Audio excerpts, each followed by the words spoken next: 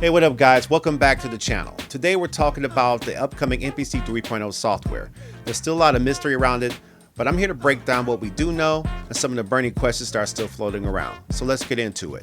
First things first, there's still no firm update on when the official beta copies of the Mpc 3.0 will be available.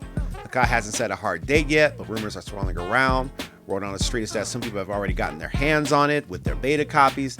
Don't quote me on that because it's still not confirmed. Now on to something that's causing a little bit of a buzz, MIDI files. One of the big questions about Mpc 3.0 is how MIDI file handling will work with this new system. There's a lot of speculation about whether MIDI workflow will be improved or how it might change.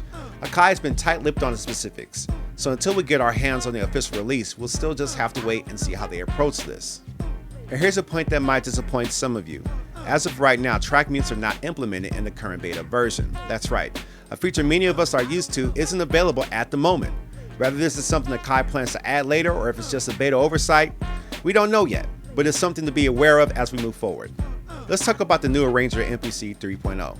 This is one of the most interesting new features, providing a completely different way to create tracks. But the big question is, which way will most people use it? Will the arranger become the go-to tool for building tracks, or will producers stick to the classic workflow? Only time will tell, but exciting to see Akai pushing boundaries here. Here's another question I've been hearing a lot. Will Akai bring back classic features that many of us loved from the legacy MPCs? The ability to play notes while the tracks were muted. This was such a useful feature back in the day, and if Akai reintroduces it, it could be a game changer for live performance and production.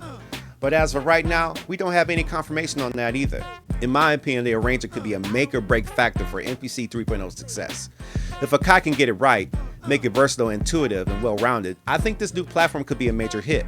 Whether you're a beat maker, producer, or performer, having a solid arranger that can adapt to different workflows may be the key to Mpc 3.0's long-term success. So that's what we know and what we don't about Mpc 3.0 so far. There are still some big questions out there, but I think we've got a lot to look forward to. And if you got thoughts and rumors that you've heard, drop them in the comments below, and I'd love to hear what you think about it. Thanks for tuning in, and I'll catch you in the next one. Peace out.